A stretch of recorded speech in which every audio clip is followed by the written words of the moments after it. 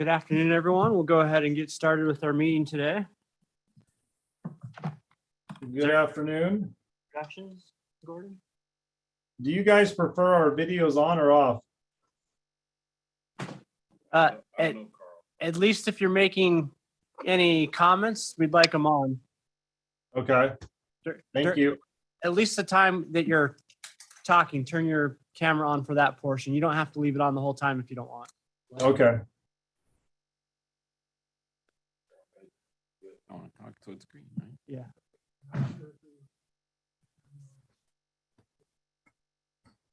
What's that?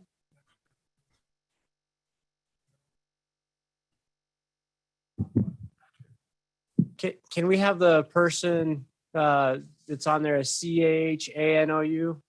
Is that Christina?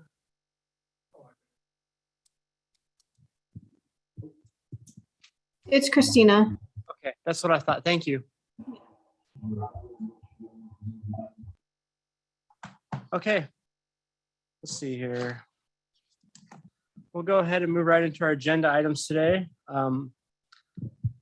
Item number 2, call to the audience.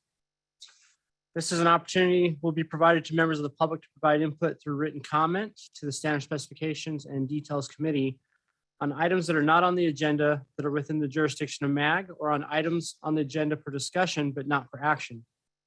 Members of the public are asked to submit written comments related to this meeting through MAG website at www.azmag.gov/comment and indicate for which meeting the comment is intended. Comments may be sent at any time leading up to the meeting, but must be received at least 1 hour prior to the post start time for the meeting. Comments received prior to the deadline will be read aloud during the meeting. Comments may also be provided in person. Comments must not exceed 3 minutes in length.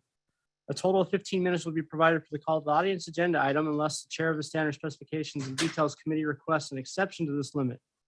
Please note that that comments received for agenda items posted for action will be read at the time the item is heard. To attend the meeting by technological means, members of the public may access the link to watch a video stream on the MAG website by clicking on the "This meeting is available to watch online" link provided at the website shown there on the screen. Gordon, did we have any comments that came in prior to the meeting? We did not. Okay, thank you very much. We'll move on to agenda item number 3, approval of the April 6th, 2022 meeting minutes.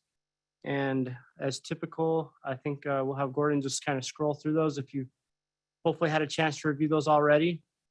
If not, if you could take a minute to look at those, and we'll call for a motion on those minutes in just a moment.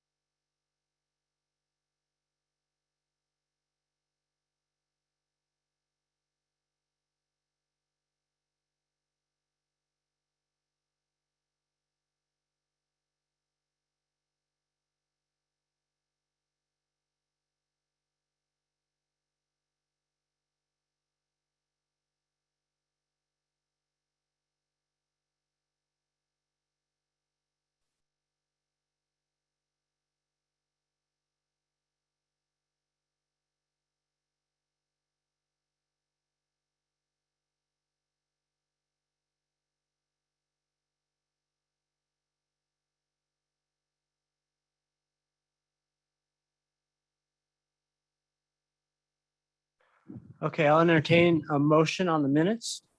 Brian, I'll motion for approval. Thank you, Craig. Is there a second? I'll second. This is Warren. Thank you, Warren. And we'll go ahead and do a roll call vote.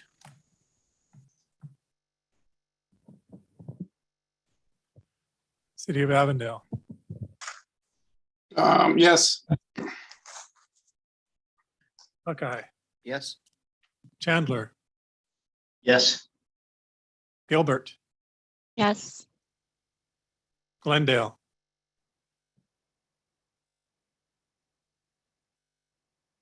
No Glendale. Goodyear. Yes. Is that a yes vote? Yes. Maricopa County. This is Marty Robbins with Carl from Maricopa County, and I believe we discussed this, and yes. Thank you. Mesa, Yes. Peoria, Yes. Phoenix, Yes. Scottsdale, Yes. Surprise, Yes. Tempe, Yes. Youngtown. Not present.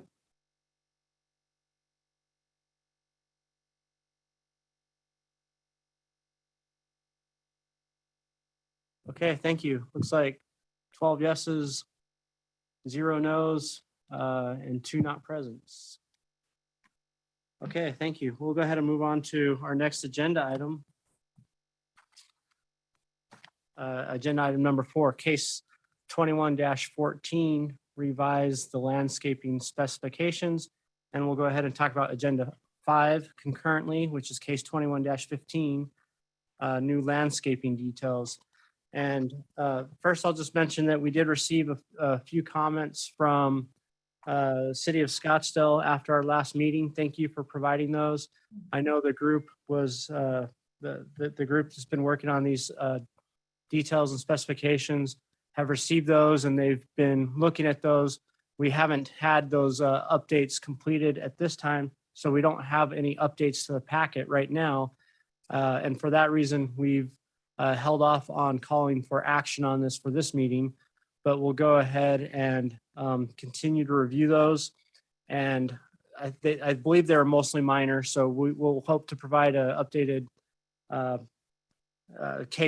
the information on those here shortly and work on moving that towards a call for action in our next meeting. Peter, did you have anything you wanted to add, or anyone else in the meeting? I didn't have anything else to add. I'm glad we got some comments in. Unfortunately, we had a technical glitch and weren't able to have our working group meeting last time, but I'm sure we'll catch up on the next one on this. Thank you. Are there any questions or comments from anyone on these two cases? Ryan, I just wanted you to know, this is Dan with Peoria, that I talked to our Parks and Rec folks and they said they had no additional comments. Thank you, Dan. I appreciate that. So we'll work on making the last few updates. As I mentioned, they're pretty minor. So if anyone does have any final comments, please send them our way as quickly as possible. Otherwise, we'll plan on making those changes and call for an action in our next meeting.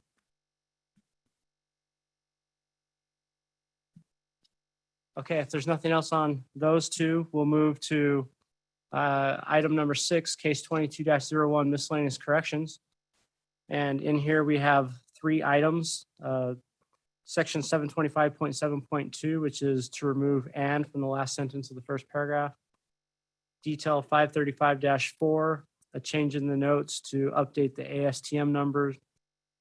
And the third one is detail 140, a change in note 3 to change the ASTM number from one that's no longer used to a new, more current ASTM number.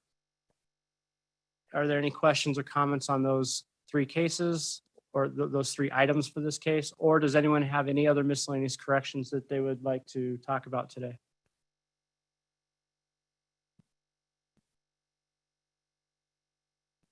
Okay, then we'll move on to agenda item number 7, case 22-03, an update to the concrete collar on details 391-1, 391-2, and 392, in particular to remove a type B installation option.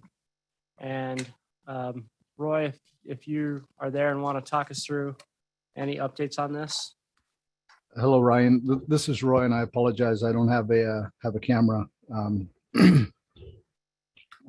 Basically, since we last met last time, Um, uh, I did go to the water sewer working group, which met, I think, on the 19th of April, and there were no additional changes or comments at that time. The comments that were made at our last meeting on the 6th of April with regards to this case, I think Craig had made a comment adding, and let me see, Gordon, if we go to the, so I've got everything kind of clouded, all the things that were changed. If we can go down to the, yeah, that.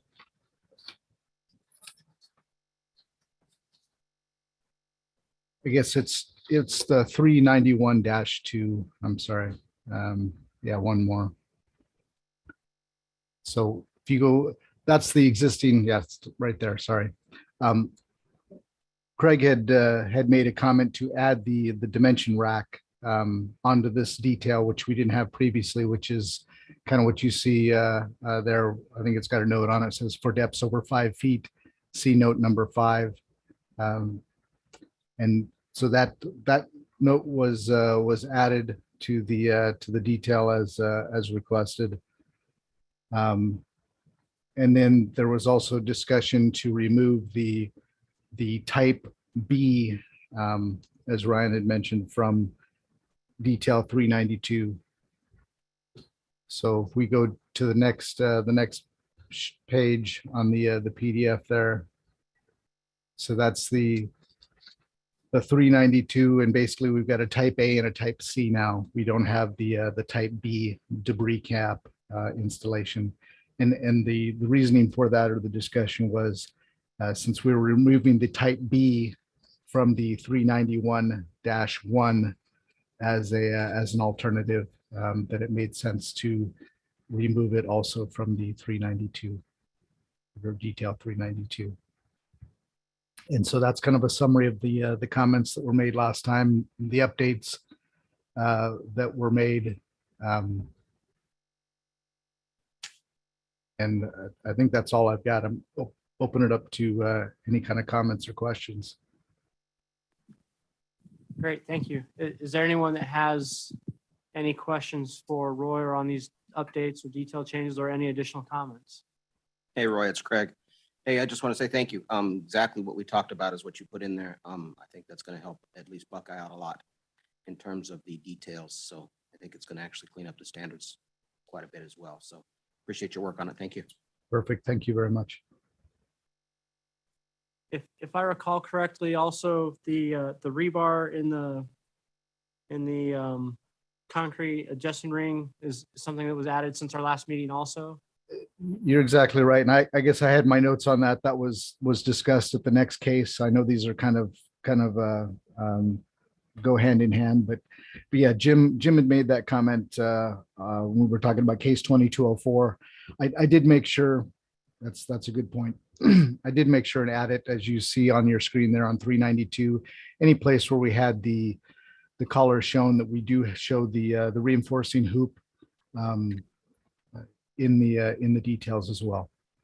So yes, that was the other comment that was made. Like I said, that was on case 2204, but Jim had made that comment to add the reinforcing hoop, and where applicable, I also added the reinforcing note that actually calls out what the type of reinforcing is. But I know we're kind of jumping ahead a little bit to 2204, but yes, you're right, Ryan. Okay, thank you. If there aren't any further questions or comments on these details, is there interest in calling for action for our next meeting to vote on this?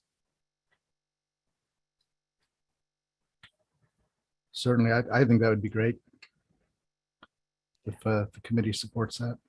Is there anyone that feels like they need more time to review it? More than till next month or prior to the meeting? I think we've covered everything, Ryan, on this. I think it's good. I think it's ready for a vote. Great, thank you, Jim. Okay, not hearing anything differently, then let's tentatively set this for action for next month, and we'll go from there. Thank you, and then we'll move on to agenda item 8, case 22-04, which Roy, you started talking about a little bit already, the update to the concrete collar slope on details 120, 270, 271, and 441. Exactly, and this has got the same format. The stuff that's clouded in red are the existing detail with where the changes actually occurred, and so the stuff that's highlighted in yellow are the additions or changes from the existing detail. So essentially on this case here, we showed the collar for these to be consistent with the 391 valve box installation collars, and as I said, because Jim had made the comment to add the reinforcing hoop. So like the detail that you have up in front of you there on the screen, detail 120, as you can see, the hoop was added. And in addition, I went ahead and added the note that refers to what the actual reinforcing hoop actually is, so that hopefully that's clarifies everything. And so that was kind of consistent on this detail, and that was the only change I think that was requested between the last time we met and today. So Great, thank you, Roy. Is there any further questions, comments, or discussion on any of these updates here for this case?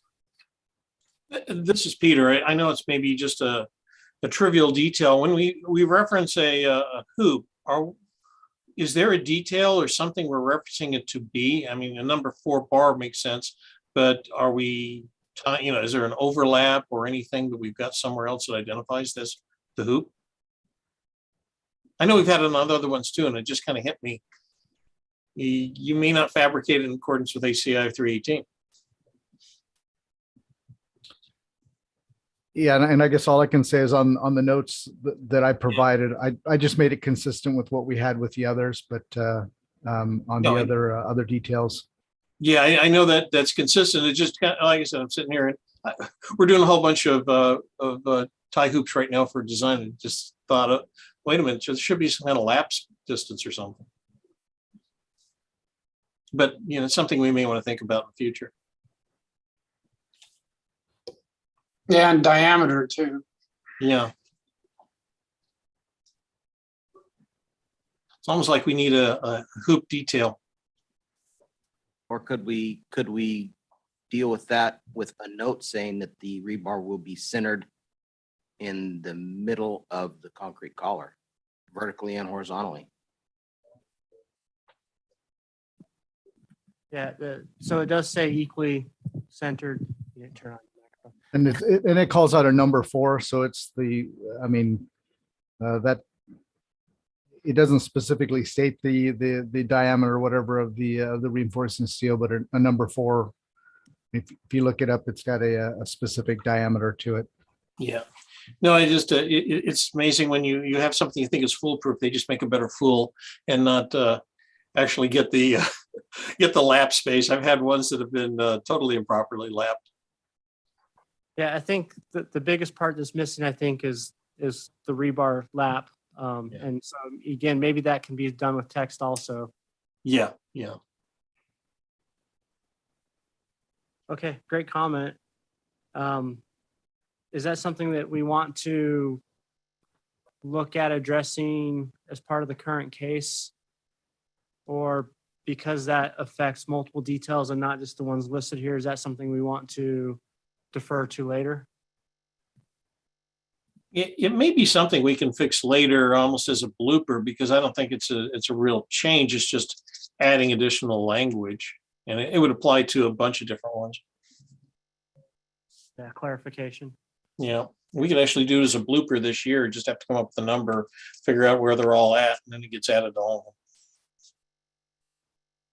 Great. Any additional questions or comments on this case?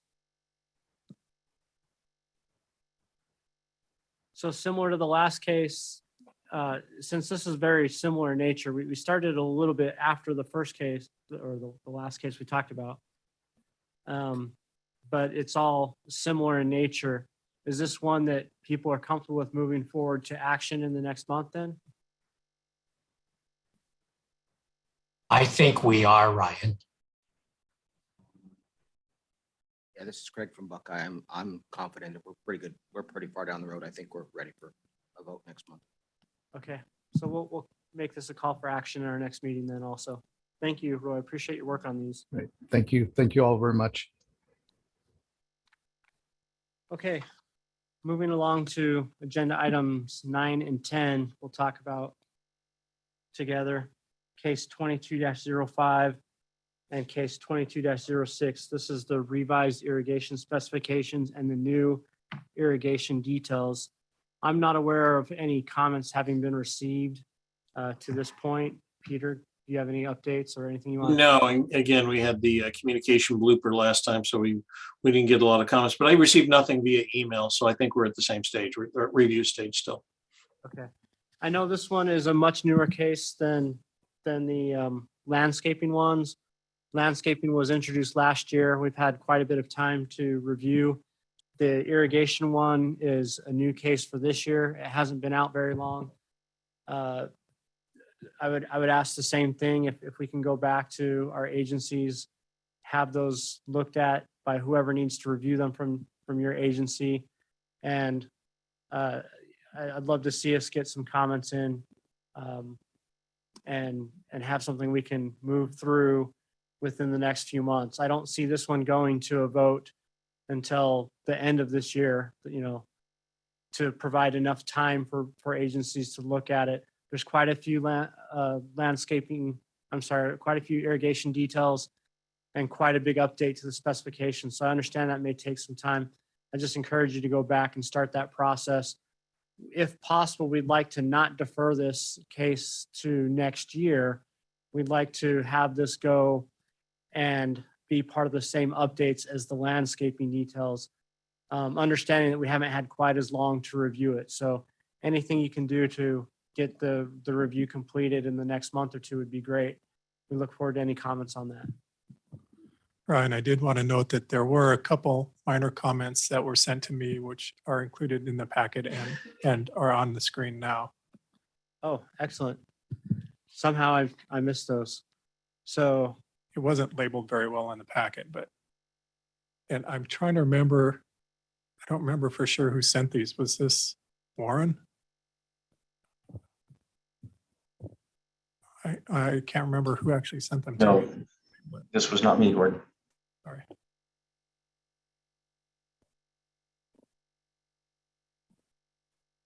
okay. You know what? I think I saw those and I remember seeing them when they came in. And I was thinking, I was lumping those in with the landscaping ones, but those do apply to the irrigation. Okay, great. So we'll work on those comments as well, and we welcome any additional comments. Thank you, Gordon, for reminding us of those. Okay, let's go on to case number 11, or item number 11, case number 22-07, new water valve. Detail 350 and manhole 450 abandonment details. And let's see, Warren, if you want to walk us through those. Sure. Thank you, Mr. Chair. Based on our discussion from last month and a bit in the working group, what you see are some highlighted changes. We had talked about, instead of the slurry, using the backfill with the 3/8 inch washed pea gravel for the valve abandonment. And I took a stab at selecting some detail numbers for consideration. So I chose 350 and 450 for the manhole. So something that we can look at and see if those fit. But as far as this detail, those are the only changes from the previous meeting.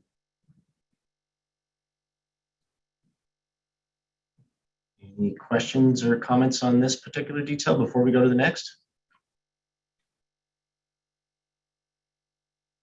Even though we don't include a compaction standard, and which makes sense, we do need to at least identify, is that material tamped, free-falled into place? Because we don't have a placement standard with that one. You mean the pea gravel itself? Yeah, the pea gravel itself. Right. Is that something that's normally just poured in and it meets compaction, correct? Or you think it Yeah. needs some vibration? I'm sorry, go ahead. No, I would agree. I think we just have to identify. So an inspector doesn't come up and say, you need to compact that stuff. And, Oh, and now we have confusion in the field. So if we want to identify it as free fall in place, that's great. Just don't want to have confusion in the field. okay. Yeah, I agree. When we use it to backfill potholes, mag 212 detail, we pour it in 5-gallon buckets. And then the typical vehicle has what's called a thumper. That's like an 8-inch diameter air compaction. And sometimes they'll just hit it a few times, but when it comes out of the bucket, it hits the hole. It's compacted right away. Sometimes the guys will just jump on it a few times with their feet, and it's there because it's granular and there's no plasticity in it, so it's going to hit 100% compaction right away. Yeah, I mean, we've done like a free fall in place, final lift. You don't even have to identify lifts. Final lift, tamped to complete to fill, or something like that. Some kind of language for placement. Yeah, I would be cautious on any sort of tamping just because you've got a limited diameter, and if they don't have the right tool, you also don't want to be incurring any unnecessary pounding on that valve if it is weak or something like that. I would just do free fall in place because it's captured in the vertical riser box, and then it's going to have a 2-foot cap on top of it. So I wouldn't be concerned about it settling. Do you want to have a tolerance near the top of how far up it gets filled, or do you think it's going to be self-explanatory? Me personally, I think it's pretty self-explanatory. They're going to remove the top 2 feet and fill it and then just cap with concrete. How about this then, Peter? How about we add a 3rd line below washed pea gravel that just has parentheses, free fall in place? Correct. That's perfect. Okay. Yep. I can do that. Warren, can I suggest on the pea gravel, we actually throw the ASTM in there as to the gradation, what's in the pea gravel? Sounds good. I know Jeff had provided that. I can do that. If you think we all need it, I can add that. Yeah, I think it's C33-8. Okay. 33, number 8. Yeah. Yeah. Okay. No problem. Hey, Warren, Hey, I'm sorry, this is Dan. I had a Hey, question. Dan. For valves in the landscape area, do we need to add a note to revegetate as necessary? Or did I miss that someplace already? Well, we haven't really said it per se, but I guess restore where's the match existing grade, final layer thickness type, but we could add AC concrete or revegetate as necessary. That's true. It could be there. You're right. Okay. I'm thinking we would just add that on note in the language in note number 2. Does that sound okay? Yes, thank you. Great. Thank you. Hey, real quick, my only comment about putting an ASTM there is, again, in the field, it's real common to run to a hardware store and grab the pre-bagged 40, 50-pound bags of pea gravel, 3/8 pea gravel. If that's used, because you don't want to have to go to a plant to get 4 or 5-gallon buckets of pea gravel. So is it going to be a problem if you're abandoning one of these that they go and get bags of this that are pre-bagged at a Home Depot or Lowe's? Robert, this is Craig. The only thought I've got on that is I'm not saying contractors would do it, but a lot of them will go out and grab a bunch of small rocks off the ground, sift out the dirt and say, here's my pea gravel. I'd kind of like to have something that's. Gotcha. No, and I'm totally fine with putting the ASTM in there myself. Perfectly fine with it, because we have a silo in our yard where pea gravel is delivered from a pit that's to the standards that need to be maintained, and then the guys will fill that, and then we have the material spec sheet on that from the plant. It's just, I was just trying to ask the question, and you answered it. You don't want to leave it so vague that people are just throwing landscape rock in there. Do you know those bags that you get from Home Depot? Do they actually have an ASTM? I don't think they do, but I would be happy to run up tomorrow and check it out and send you guys a quick email. I will check on that though. I think it's the same scenario. You go and buy, I did. Well, they may not be able to hear me though. You go and buy play sand, right? You buy, a bag of sand or whatever. Sometimes there's no real. So it's not an ASTM. No, I don't think it is. I just think it's, bag material that you buy in the landscape department at the hardware stores. Yeah, I'm looking at it online on Home Depot's website right now, and I'm trying to see if they do have any spec. I don't see anything. Yeah. And I'm perfectly fine with the ASTM. I just wanted to have that discussion because it's good that you don't want to have anyone having the freedom to grab whatever they want. I agree with that. You've said 3/8 as a size. That might handle your other concern. Yeah, well, my actual thought was they're doing this right next to some landscape area, and so they go grab some oh. DG. They will. No, they will. At least It's for the not top if, part. It's not if, it's when. So no, I think it's okay, but again, I'll defer to you all.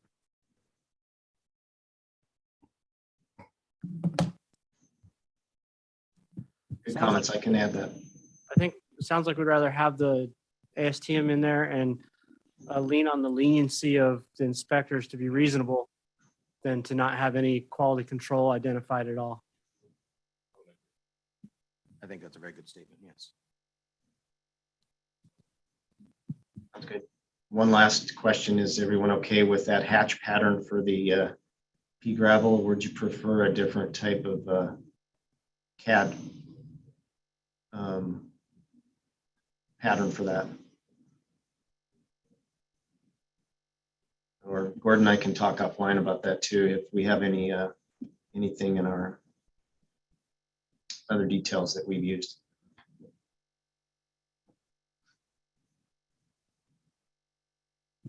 That doesn't happen to be one of our standard hatch patterns we show in our I don't think so. details, so I think you're okay. Okay, good enough. Thank you. And we've got the note also that clarifies it if there's any questions. Warren, do you want to talk about detail 450 also? Yes, sounds good if everyone's ready. Okay, again, chose 450 for this. This one looks a little bit different from the original case submittal after further discussion in the working group, and opted to take off the type B, which was abandonment on an active sewer. I agree, it's if that ever got used, and it would be a special circumstance, and probably likely as was discussed, if they'll probably end up taking the entire manhole out likely. So just kept this simple and made this to the normal instance where you're abandoning the sewer main and manhole. So, which led to just some modifications on this note, the box note. And everything else is the same other than taking off the type A. And we had some discussion in the working group. We opted to keep this as slurry. We didn't want that pea gravel sloughing off if ever got hit, or just more solid structure there.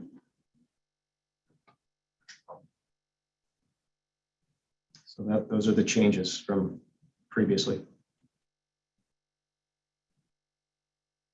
So how watertight is that going to be? And I'm worried about the high slump slurry and the excess water.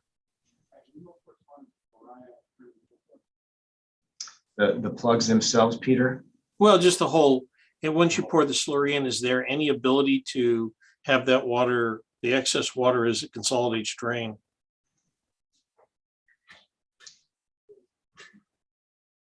That's a good question. I'm not sure what. We may have to identify a slump. That's why. Okay. So we don't have a lot of excess water. I see.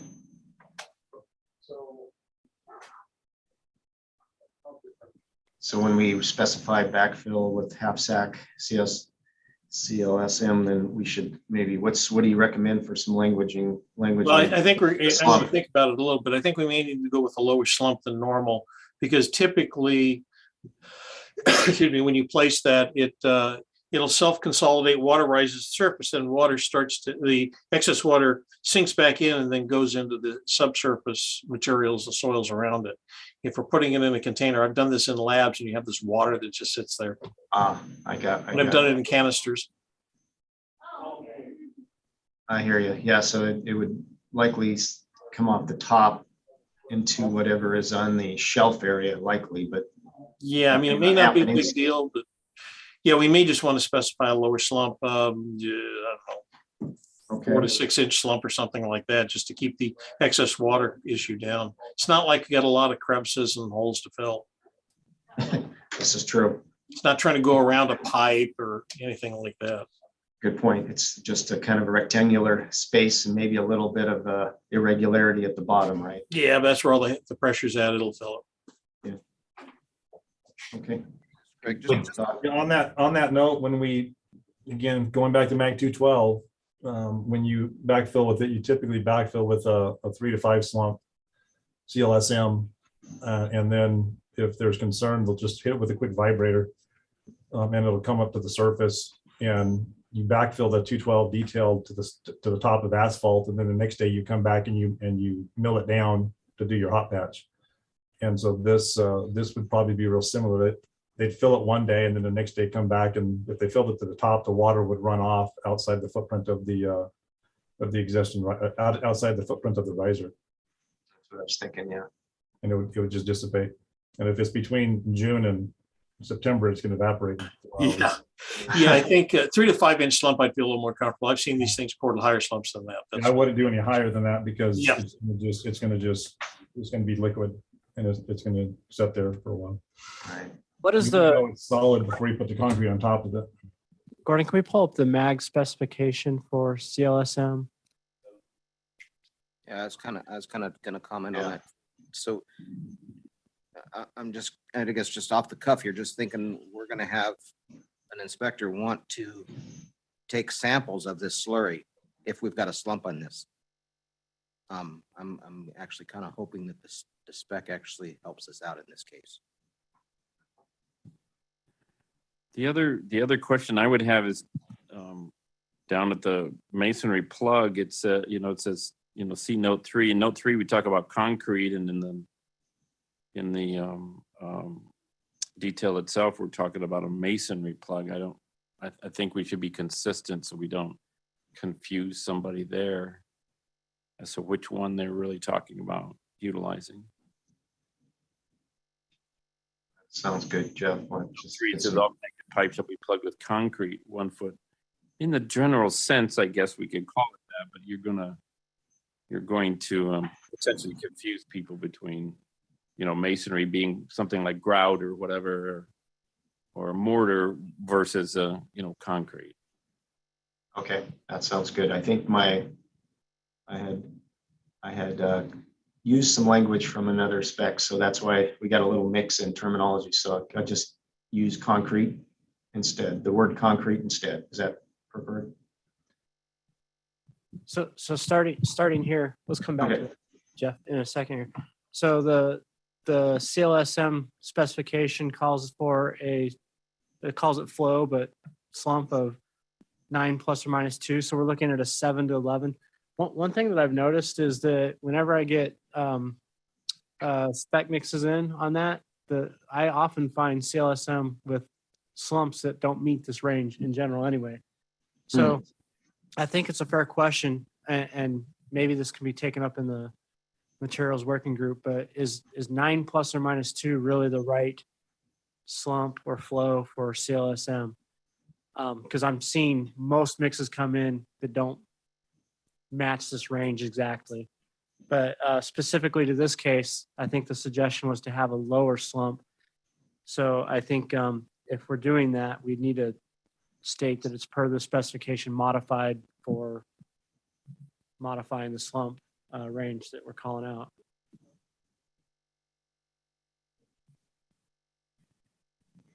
Well, Ryan, I'd make the comment that the flow and the slump are not the same thing. So, I mean, we particularly, when we redid this a few years ago, we had some of both language in there, and we had to make the decision which one we were going to utilize.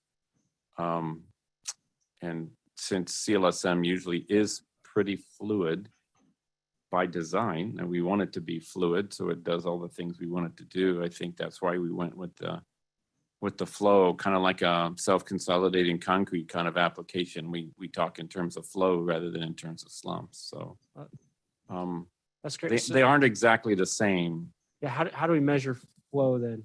Well, it's a different test method, and it's a different apparatus that you use, and you're kind of measuring kind of how far it flows. Slump is, when you think about a slump, Vertical. you're talking about, a vertical displacement of how far the material slumps or goes from the original height to.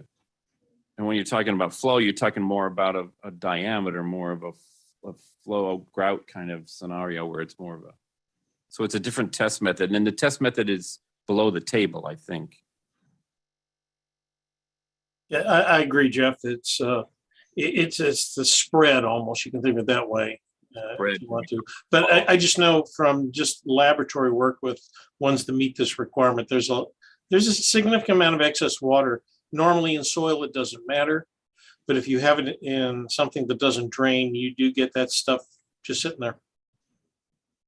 Well, I think Arvid's comments were very good about, how that's handled, how they've handled that in the field and other applications. If you overfilled it slightly, certainly any excess water is going to come to the top because you are inside a canister. You're not going to have that moist water going anywhere else. So, and giving it a time frame for that to actually work its way up and then dissipate before you seal everything up, I think is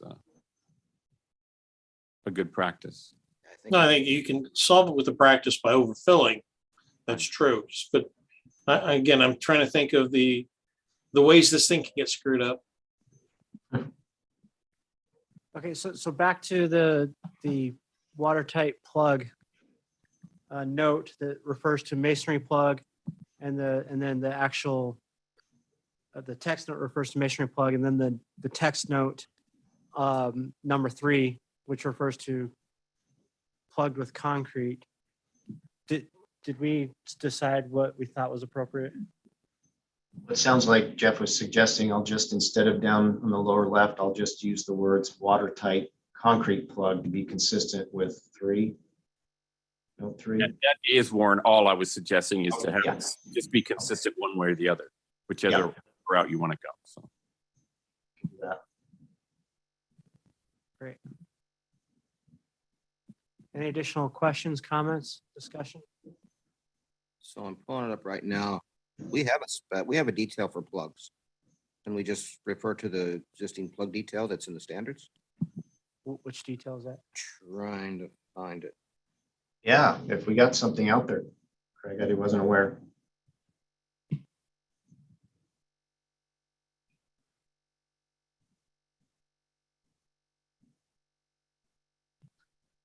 And we may have to circle back. I'm not sure what we decided on the slurry slump or not, so we'll have to come back to that at the end.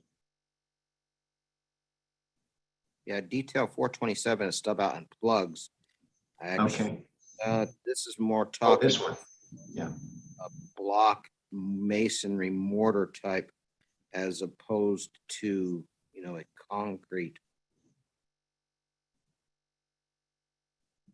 Don't pull this one in. This is 1998. I'll inherit another case, Craig. Come on. And it might not be a bad thing to update and get rid of the block and go to a concrete because you are correct.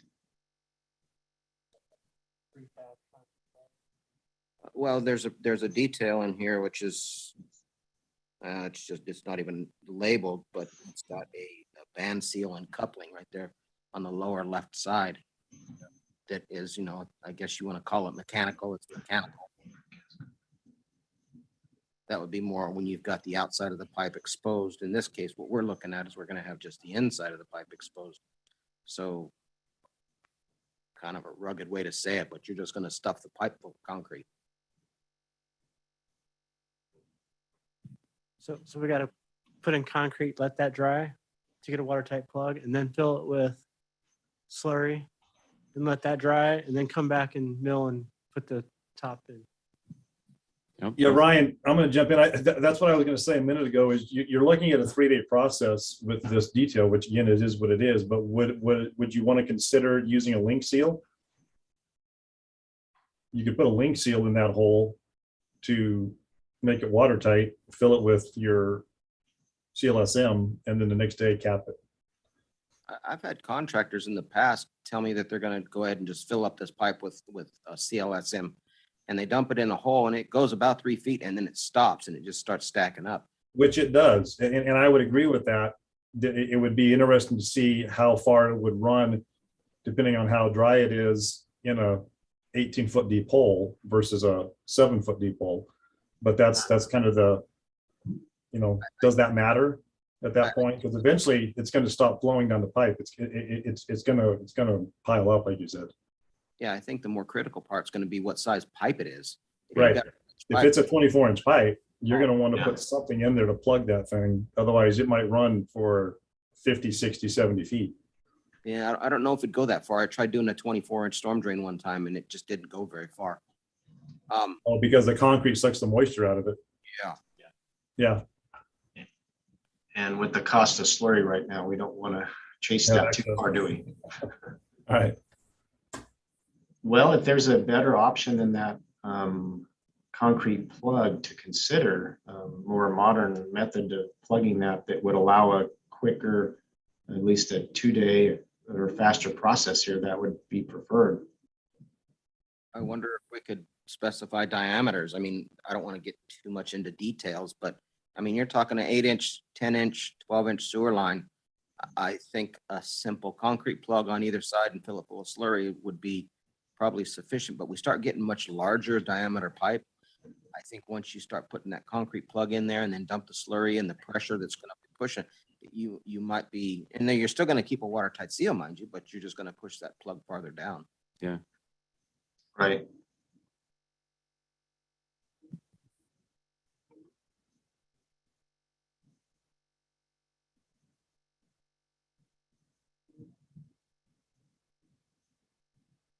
And then I sit back and I tell myself, I don't want to overthink this. We're just abandoning a manhole. I mean, Right. we're just trying to make it so it's not a void underneath the ground. Yeah. So Seal off any potential sewer gases too, but that shouldn't be the case unless this is at the end of a line or something like that. Yeah, I think if it goes back to if you put a 6-sack maximum slump on your CLSM, because you're going to want to test it no matter what, and have them pour it in there, it's going to stack up really fast because that's pretty dry to be pouring CLSM, and it's going to fill in. And leave it up, like you said, to the inspector's discretion, that they could hit it with the vibrator at the bottom and just kind of vibrate it up to let it settle a little bit and get the air out of it. But it's gonna fill up and stack up really quick. I've had contractors use sandbags. There you go. That's a great idea. To build up like a dam that's temporary dam till the Sure. That's a great idea. concrete. And I've even had one guy use an old balloon test plug. Yeah, They're just throwing them out, and he said, "Let's just use them for these," and then they work pretty good actually. yeah. You could put a plug in there and walk away from it. But that's a good idea, Jim. Is just throw sandbag it a foot in, and then know that the CLSM is gonna seal it up and make it watertight. It definitely cuts out. So I don't know. Maybe we just leave it where it's just up to the agency to approve the plug method or plug material. I don't know. well, we can make the detail so the detail works up to a certain size pipe, and from there, it's going to have to be figured out, designed. Something of the nature of larger diameter or 24-inch and larger or 16-inch and larger has to, I'd say 15 and larger. I'd say 15-inch and larger. Yeah. Provide a detail on the plug. Below that, below 15 inches, you can be sandbags. Well, I think the process is going to be, honestly, whatever the contractor comes up with. I don't want to dictate how they do it. Right. Just need to make sure that there is a plug on either end and it's filled with slurry. Right. However, they achieved the quote plug, right? And at that point, remove the word watertight, or somebody's going to want to try to measure that. Yeah. Okay, good point. Okay, good discussion. I'll do some massaging of that and bring it back to water sewer then. Great. Thank you, Warren. No problem. Thank you, Ryan. Couple minor changes on the details there, and we'll move on to item number 12, agenda item number 12, case 22-08. Revised detail 230 for sidewalks to clarify slope tolerances and update section 340.3.9 tolerances. I know Carl's out today, and Marty, are you covering this case for him? Yeah, I'm covering the case. I just discussed, he made edits, I believe, to, this is the first time at the meeting. So, and he filled me in. This is what he's done thus far. He added a comment, a note number 7 with an asterisk on the slope area, saying that the cross slopes are greater than 2% or less than 5% shall be rejected and replaced by the contract during the warranty period. I believe that was discussed per the minutes, how he was going to proceed, and he added a specification to match that on the next sheet. So, yeah, there's the third paragraph. The cross slope to sidewalk shall be per plans or per detail 230, cross slopes greater than 2% or less than 0.5% shall be rejected and replaced by the contract during the warranty period. So that's what he's is presenting. So if there's any questions or comments regarding that? This is Warren. Just one comment on that 0.5%. There may be instances where a sidewalk is transitioning from one cross slope to another where you may hit that 0 and then it hits another. I'm just trying to picture that. Oh, I agree. No, so I'm a designer, right? So I'm a designer just moving it over to assist Carl in standards and review. And as designing it, and we design it 1.5%, but then we do match to existing conditions at the sidewalks may transition to those lower slopes when you're matching. So at those points, so I'll ask Carl about matching conditions, situations when that may occur. So. Yeah, we did a bunch of these on a rehab project recently, and we had the contractor just match it within 5 feet. Within 5 feet. So that transition section really may or may not meet the spec, but we can't replace the whole concrete in a, it just didn't make sense. So we were only just trying to replace certain pieces of concrete and not take all the concrete out for cost savings. And so contractor asked, well, what do we do with the transition? We just said, you got 5 feet and that doesn't have to meet the spec. So You would hope that a longitudinal slope in conjunction with the cross slope helps the drainage, but yeah. Do you know, did everybody look into what the spec actually says? In the last meeting, I think we talked about what the tolerance was in it's 321 or 231, getting them mixed up here. But I think there was a 500 tolerance in there. Did we discuss that at all?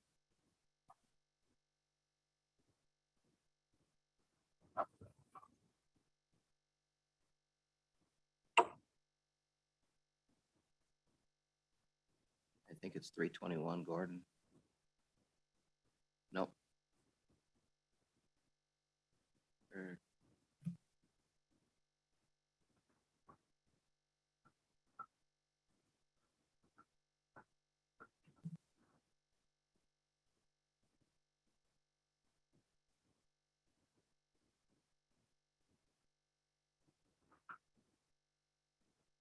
it is.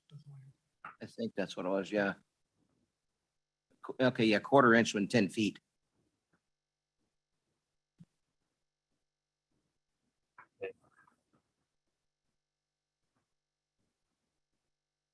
So I think they did the math, he did the math on it. And from there, if we're at a 1.5%, I believe he did the math. I don't want to speak for him if I remember correctly.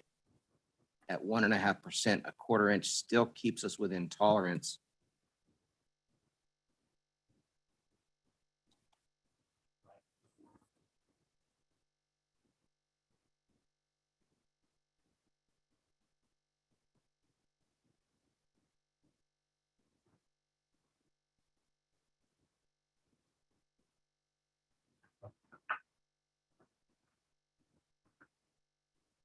Okay, I'll ask him about that. But that's 88. Yeah, that's how I've done it forever. The target is 1.5%. Like, and just not to exceed 2%. And then we've got our tolerance here and the standards and the specs itself. This is Roy. I'll say the last paragraph of that section there speaks to the slopes of pedestrian facilities. There you go. And it does give cross slopes as kind of defined in there. It gives maximum. So again, when we look at the detail at target being 1.5%, the spec covers not to exceed 2%. And what was that paragraph 1 there talks about just, we got a 1/4 inch tolerance within a 10-foot straight edge.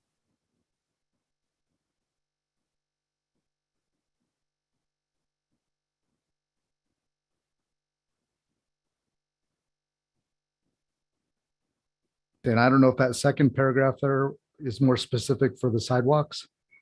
The 1/8 of an inch over 5 feet.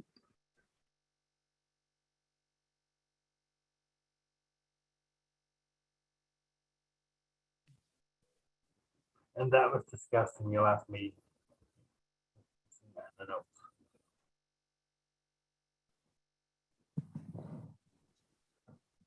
If I remember, that slope was not a very large number. And so part of the problem was you could have something that's a 0.5 slope, but that's not within the tolerance. And they didn't want to have sidewalks pulled out just because it didn't meet that that tolerance as far as its smoothness. I don't know what the best word of it for it is. Yeah, I think what the specs trying to do here is just keep any undulation, so it's a consistent flat sidewalk. Yeah, well, guys, we're having a lot of trouble with that because the workmanship is so bad recently, and contractors are arguing, how do you define workmanship? So, if we're gonna address this, let's address it. What's acceptable as workmanship? What is the definition of smooth?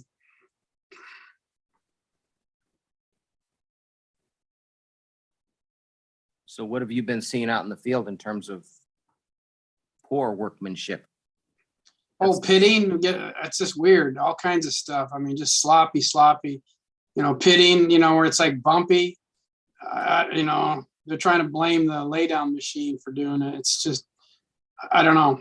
I think it's just, I know we know it's just, it's inexperienced people, but it's just all kinds of stuff, just bumpy stuff. You got, light broom and then, harsh broom finish, just totally inconsistent. So I've kind of struggled with trying to write something that is going to cover, a spec that covers workmanship, and it's tough to do. Without trying, you try to make it something that's objective and not subjective. So.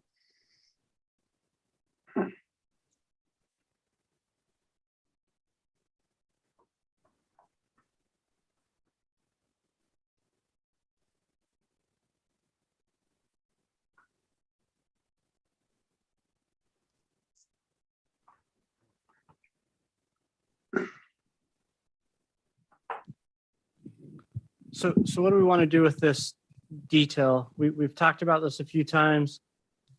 There's a proposed note to call out slopes no greater than 2%, no less than 0.5%. The current specifications appear to already state that you cannot exceed 2%. However, they do not talk about a lower limit on the slope in the specifications. We do talk about tolerances. I think that first section we looked at was tolerances of curb and gutter.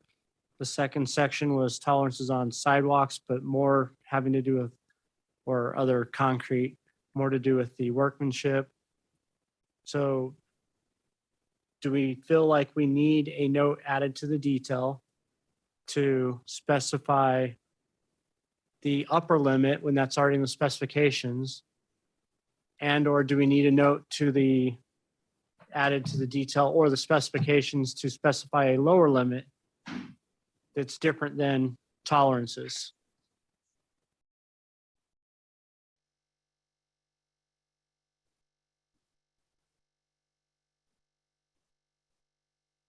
I guess my opinion would be, it sounds like everything is already in the standard. But I do know that there have been issues out in the field, and I think that's what they're trying to fix with this. So maybe there's just more discussion we're gonna have to have on this. It seems to me that the upper limit is already covered Yes. pretty well. Mhm. So the only question that's in my mind is if the detail or the specification needs to be updated to specify a lower limit that's not directly associated with the tolerance.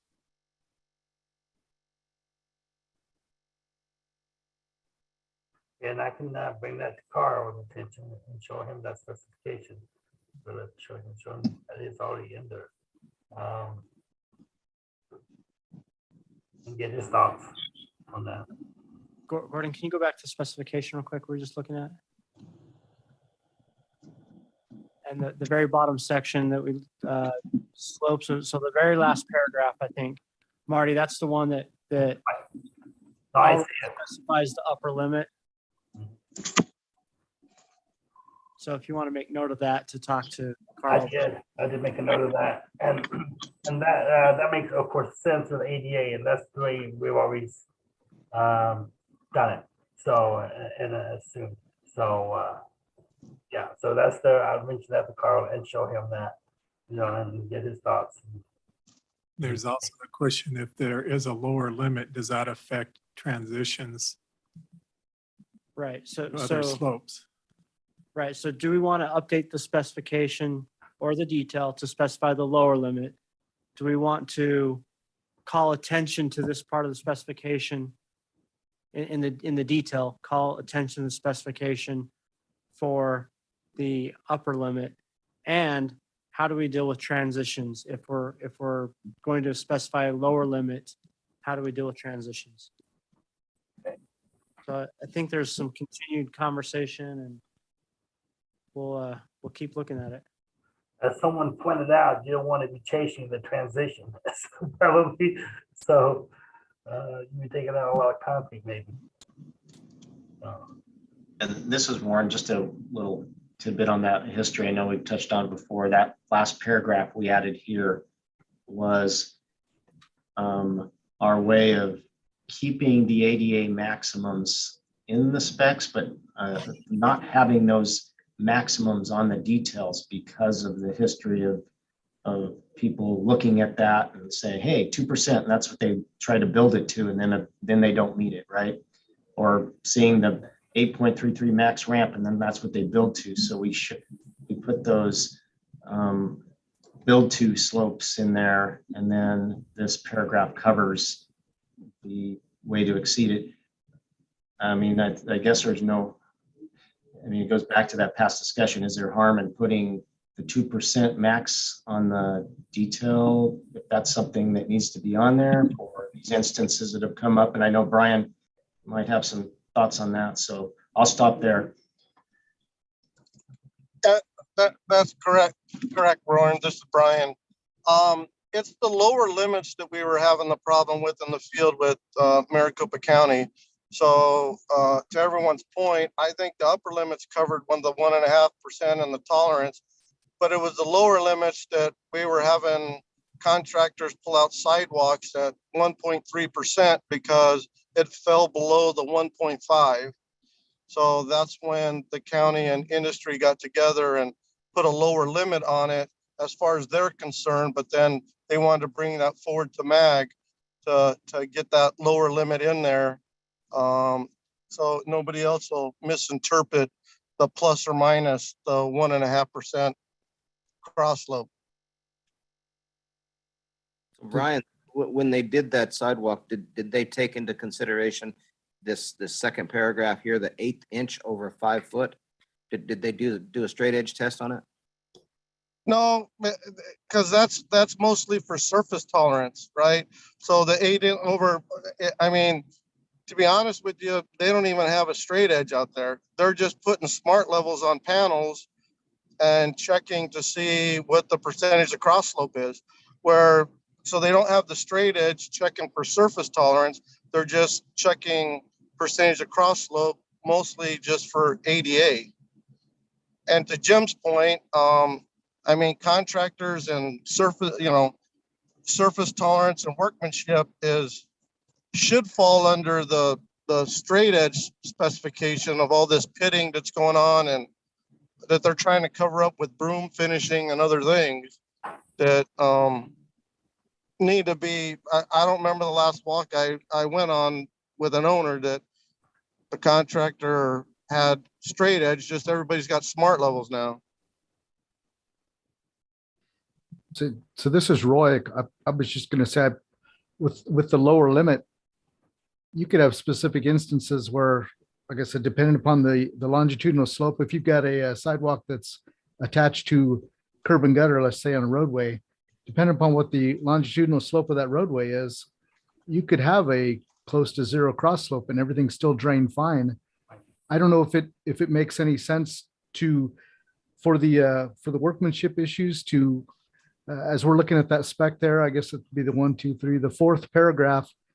If adding a sentence or something in there with regards to water testing, if you've got water that stands at either a certain depth or a certain size puddle or whatever in the sidewalk, that would be a definition of a deficiency.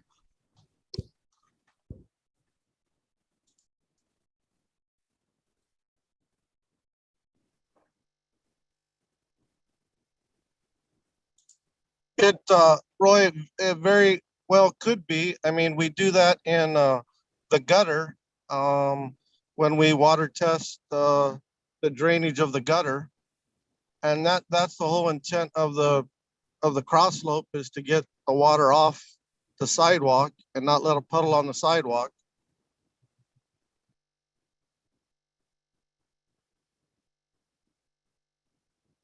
Yeah, because I'm just thinking of like longitudinal slopes. I think you can, I mean, in areas where you've got really flat road, you can have, 0.4% gutter slopes. And if you've got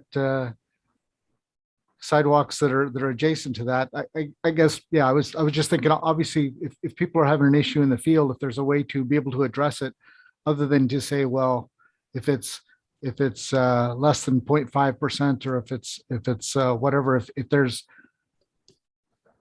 a physical observation like standing water that can easily be pointed to and say, well, yeah, it's obviously not draining in this panel or these two panels or whatever.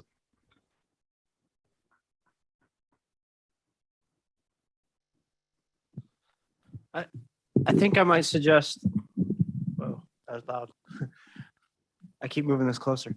I think I might suggest that in the standard detail for sidewalks, detail 230, where it says slope 1.5%, maybe we label that typical unless otherwise specified on the plans. And then it's the designer's responsibility to note areas of transition and different elements like that. And if we want to edit the specification, we've already set a maximum of 2%. We can establish that as the maximum tolerance, if you want to call it that. So not talking specifically about the workmanship issues, which can be different, but the maximum tolerance for cross slope, and then establish a minimum tolerance for cross slope that maybe is a little bit more flexible than the maximum, if that's what we're choosing to do.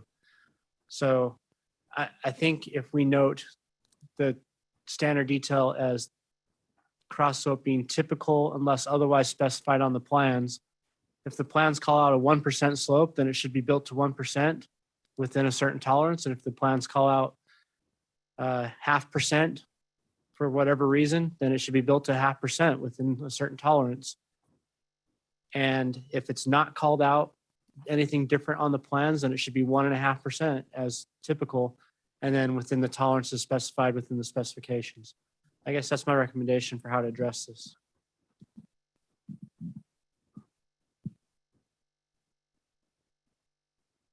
Yeah, Ryan, I agree, because we've got a lot of information that's already in the standards. It pretty much covers this. The challenge is, and I understand what Brian's talking about, is if we're at a 1.3%, that this is what the SMART level's saying, then what, I guess from a contractor standpoint, I guess then I'd pull out the specifications and say, okay, I'm allowed 1/8 of an inch over 5 feet. So let's verify and let's look at that. There has to be tolerance. Concrete's not this light material that's easy to put down. There's got to be a tolerance there. I like kind of what Ryan was suggesting. Let's just put typical slope 1.5 and then maybe change or revise or add to note 7 there and say tolerances per the specification. Now that way anybody that's reading this knows, okay, I got my target's 1.5. If I want to know tolerances, I'm going to go to the spec. I think that was the whole problem, though, that brought this about, is that the tolerance is only that tiny 1/8 over 5 feet, which brings you down to 1.3%. So if you're at 1.3%, are you going to pull it out? Well, on the specs, then we need to address the minimum slope. So and then if we're saying here's 0.5%, right? And I think we addressed that by saying that the typical slope is 1.5% unless otherwise specified on the plans. And that we reference the specification for the tolerances. Within the specification, we already have a maximum tolerance. There might be some confusion about the section on workmanship being the tolerances. So we might need to have something that specifically talks about tolerances on sidewalks in the specification, establishing, something other than 1/8 of an inch per 5 feet or 1/4 inch per 10 feet. We can widen that tolerance. It's not so critical on a sidewalk cross slope. As long as the workmanship is still held appropriate, we can widen the tolerance to a larger range for cross slopes on sidewalks to whatever we feel is appropriate, whether it's 0.5% to 2% or whatever else it is. 0.5 is hard to measure in the field, guys. Your SMART level better be calibrated just perfect, because I've never had a problem with too flat of sidewalk. I've always had the problem with exceeding the slopes.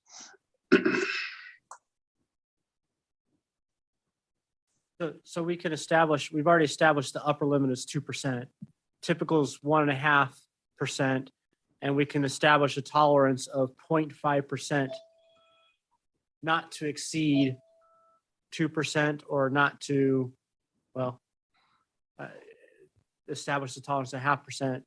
And it is what it is on the lower end. You establish that tolerance at 0.5%.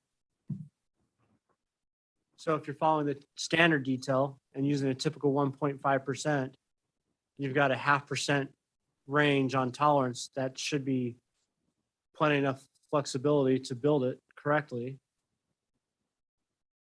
Not to be confused with the workmanship, which is a whole different issue. And then if the engineer or designer specifies something other than a 1.5% cross slope, we still have those same 0.5% tolerances. And if for some reason they're specifying something under 0.5%, it'll be the designer's responsibility to make sure and understand that the tolerances are going to come into play.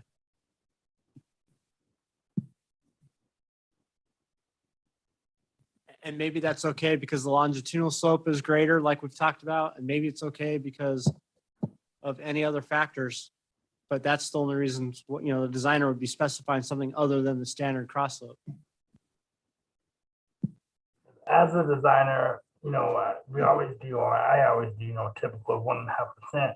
And then maybe 5 feet, as someone pointed out before, I would just match existing. So I would say match existing. So you have 5 feet of panel 2, what I'm calling out. And it's assumed that you go from the 1.5% to the match existing. So that slope's going to change in that direction to the existing slope at that point. So,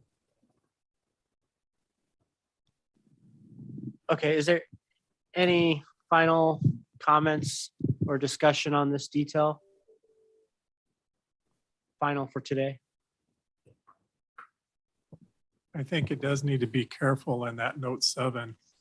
Right now it's saying shall be rejected and replaced. But we've already talked a lot of examples where you might have a slope that's not within that range that you wouldn't want to replace. I will speak to Carl when he gets back. Okay, yeah, thank you, Marty. There's been a lot of dialogue here, and I know the meeting's recorded, so Carl can go back and probably watch through this all also. Right. And you can meet with them and maybe try to take all the feedback into consideration, and we'll give another stab at it. Okay. Okay, thank you. Moving on to agenda item number 13, case 22-09, revised sections 311 and 312 to include cement verification specifications. And Jeff, if you want to talk us through this one. Okay. You'll see it's basically the same language almost in both sections, but actually I think I'll ask Brian to talk about the issues he was seeing they've been seeing in the field that kind of led us to think about making this change. Are you still on, Brian? Yeah, I'm still here, Jeff. So more and more projects are coming up with cement or lime stabilizing were done in the field due to subsurface soils not being suitable, so forth. They're starting a sub base that's solidified prior to building on top of it. What we're struggling with is when designers come out and say a percentage of lime or cement that needs to be needed, and they perform their lab analysis, that they unfortunately in the field it's real hard to replicate that, especially with the way they want to test it, taking plugs and cores at something that's 500 to 750 psi. So what works out well is to identify the spread rate as we're spreading the cement or lime stabilizing product, and then make sure that that's the proper spread rate, and then as one test, and then the other test being just normal compaction tests after we're completed and compacted, and get away from these plugs or cylinders that they take back to the lab and have transporting problems and other things trying to break 750 psi plugs out of subgrade.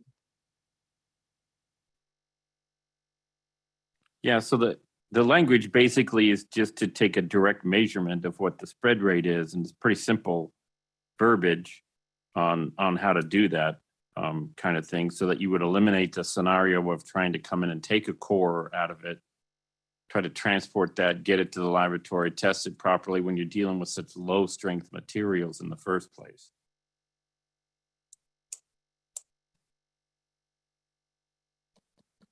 So you can see, I mean, it's pretty straightforward. You're going to weigh the pan that's of a specific volume. You're going to place it in front of the spreader unit. After spreader's passed, you're going to reweigh the plan, determine what the spread weight was on it, compare that to what the design was intended to be, and you know, and have a tolerance for, you know, whatever the weight of the content should be within plus or minus 10%. So. Is this a test method that they actually do in the field? Yeah, it came from one of the soil manuals, soil stabilization manuals that have put out about the you know, basically how you design the process and so on. So it was a procedure that we pulled out of one of those. Okay, yeah, I was just One of thinking those it- documents. it would be kind of hard. The inspectors they're spread thin, so they're not going to be able to sit there and see what the spread rate is. So a lot of the stuff that they actually will inspect off of is going to be, you know, test results documentation. Right.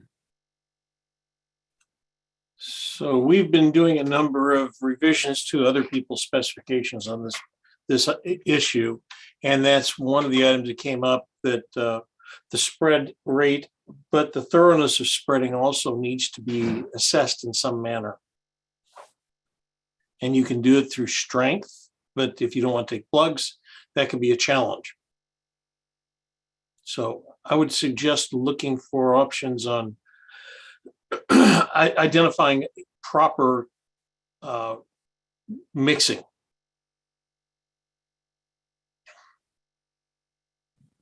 In section 311.4.5, so we're changing the title of this section from comprehensive strength to cement verification. Correct. The second sentence there still talks about laboratory comprehensive strength test. Yeah. Should that be struck? Well, you have two different instances. You know, you have a central mix plant where you can verify what's going on. It's two different instances, whether you're pre-mixing the material or whether it's being mixed on the grade. Those are two different placement, two different kinds of scenarios.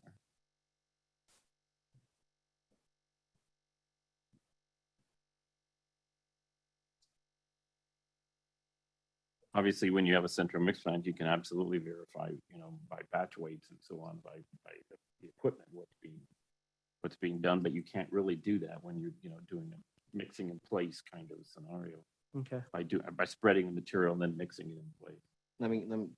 I'm going to really show my ignorance here, because I was going to say we don't do this in Buckeye, but we typically don't do this in Buckeye. I'll throw that out. You just spread the material, scarify it, re-roll it. Is that what it is? Or do you spread it, scarify it, and throw a blade over top of it, mix it a little bit, and then roll it? I mean,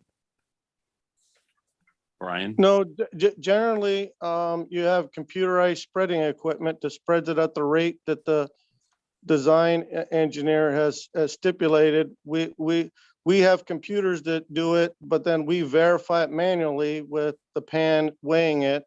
And then we generally use a pulverizer mixer and we mix it thoroughly. To Peter's point, I mean, you gotta make multiple passes.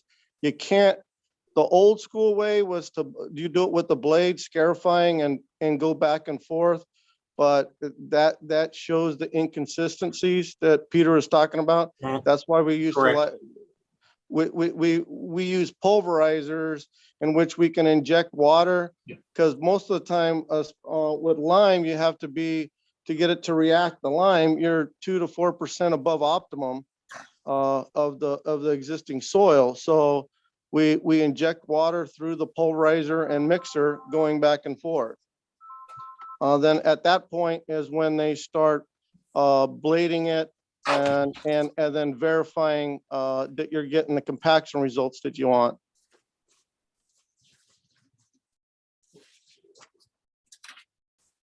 This is just cement. We're not dealing with lime, correct?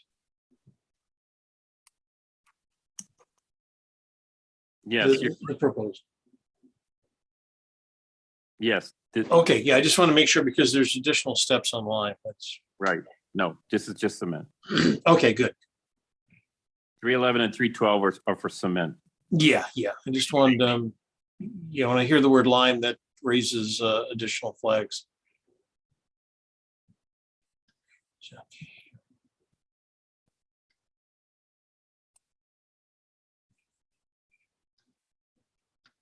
Basically, what we're trying to say here is that this is a physical way to measure that you're getting the desired spread rate.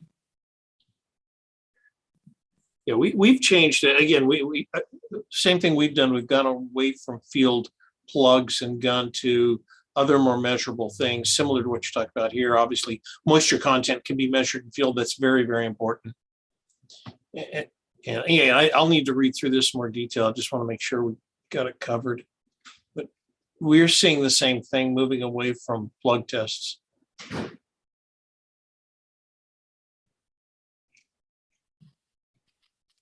And if you look at 312, it's basically the exact same language, same test method, same tolerance for when you're mixing the material in place.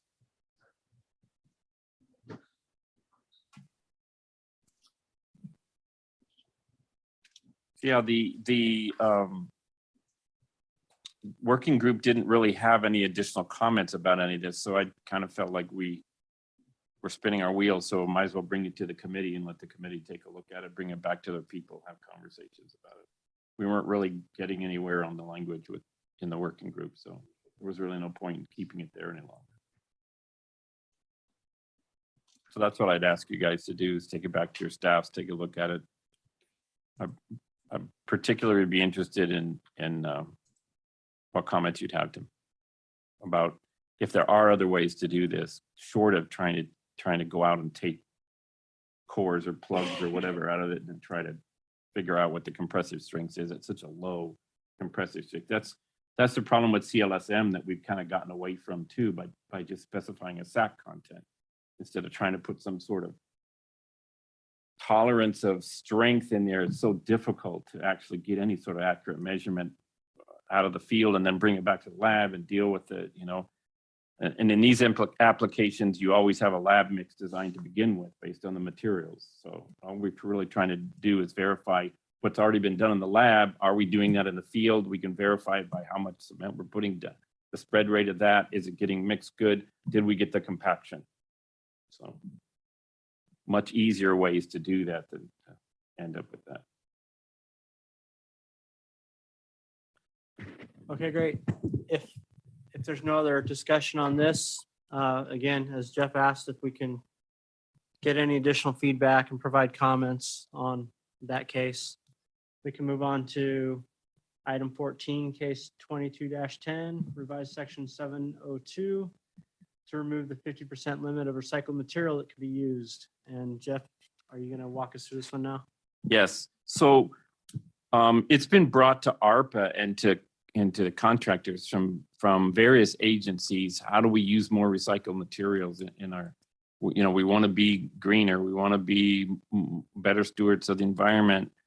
You know, we use so much virgin material in many of our applications, and we have these other materials that are left over. How do we use these materials better? So one of the things we did several years ago that you guys will remember is we tried to introduce the concept of some of these recycled materials, particularly into the base. Those seems to be the easiest place to be using some of these, and they work very, very well in those applications. Keeps us from you know, using a lot of the virgin materials that we could use in other more higher quality applications, save those materials for other things. So as you remember, when we first started this, we wanted to kind of crawl our way into it. So we put a percentage in there to make sure that we were kind of blending a good percentage of virgin new material with some of these recycled materials to make sure that we could get the kinds of applications and compactions and performance that we wanted to do. But we've been approached again, and as I say, many other parts of the country are using 100% products, these materials as 100% replacements for virgin materials. So what we wanted to do now is try to take the next step, as we felt like, into the process, and that would be to eliminate a maximum percentage of the recycled materials that could be used, but still leave in place the table requirements for the end performance of the product. So in other words, if I'm going to, let's just take, for example, I have a crushed concrete product that I want to introduce as a base material. I can blend that with a virgin natural product, make sure that I meet all the section 702 table requirements for gradation, for fractured face count, for durability, all the other things that we're concerned about. As long as I meet those criteria, it would still be considered a very good base material, something that we would feel comfortable with based on our past experience utilizing as a base material. So all we're really trying to do is to take out the percentage that we had in there, that arbitrarily we had picked 50% as a number. There wasn't really any technology behind that or technical reasoning behind it. It was just something that we kind of picked at the time. So we're going to take those percentages out of there and just make sure that the material meets the requirements of table 702-1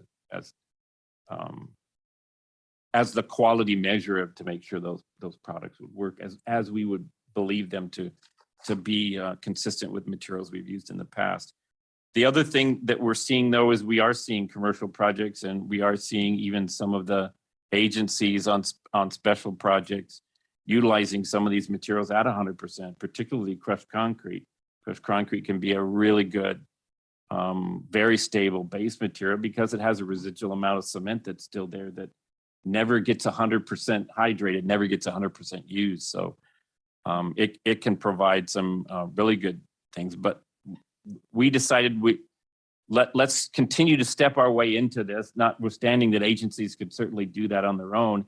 And I know that the city of Peoria has done that in a few applications on the north end of Peoria, on some of the roadways and so on there. And they've been in place for some of them close to 10 years now and have worked very well. I also know that some of the cities are developing some of their own stockpiles of these materials on projects that they're doing, that we've been approached on how do we utilize some of these materials in our own work and so on. So was another impetus behind trying to get more recycled materials used in base.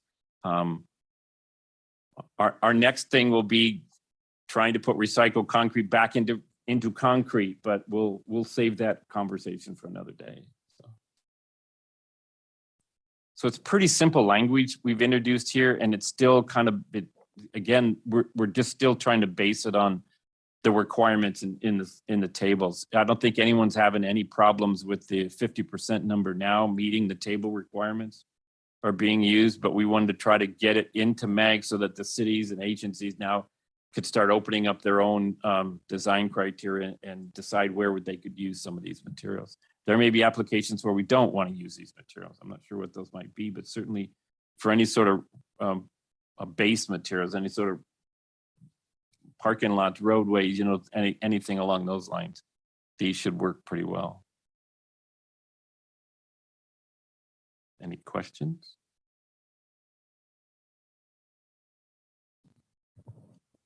Jeff, I just noticed on the first one there, the up to, I think, also would be struck, right? Which one? This up to right here. Oh, yes. We didn't get that. I noticed that. I forgot. It got underlined instead of struck. Yes, no, that should be struck too. So after the word materials, the next word should be as long as. So it'd say RCM meets the requirements of section 701.4 can be utilized in base materials as long as the end product meets the criteria of table 702-1. It may be used in road applications or where otherwise specified by project plans or special provision. Again, still trying to keep them in base material applications rather than trench fill, materials around, products like that. Again, since the language is pretty simple, there was no reason for us to keep it in the working group any longer. It's just time to get it out. Great. Is there any discussion? Any more comments? So Jeff, you haven't heard any problems with this material meeting the criteria of these tables 702? That is a good question. The only feedback that we got from laboratories and producers who are doing it is that sometimes the LA abrasion numbers on the initial revolutions at the 100 revolution level, sometimes there's a problem staying within that 10%. Sometimes they're a little bit higher. I'm told, we haven't had that problem with the materials that we have, but I'm told that alleviates itself at 500 revolutions. There's no problem with the 40%. So we had considered actually maybe making a change in the table, but at this point in time, we decided let's leave those numbers the way they are, and let's try to get some more feedback once we start using some more of these materials. Start talking about getting some different blends higher than 50% and see what happens with them. But that was the only concern that any suppliers or any of the testing laboratories brought to us, was strictly the lower end, the 100 revolution test of the LA abrasion at times exceeded the 10%. And I'm talking about maybe 12% or something along those lines. Not anything dramatic, but it seemed to correct itself by the time we went to 500 revolutions. So I think it still is a good stable material. Jim, to Jeff's point, all the recycling that the city of Phoenix, city of Mesa, city of Peoria is doing for their slurry seals, their micro seals, that they're using recycled materials. Most of them are deviating, the gradations are deviating from the bands within within mag specs. So they're allowing that tolerance of these recycled materials to use. So I would guess before long, they'll have a table for virgin stuff and then another table for if you're going to use recycled material, if I had to guess, because it's not falling within the bands that's been established for virgin material. As far as longevity, my company paved the Cardinal Stadium in 2006, and 100% of that parking lot is on recycled concrete.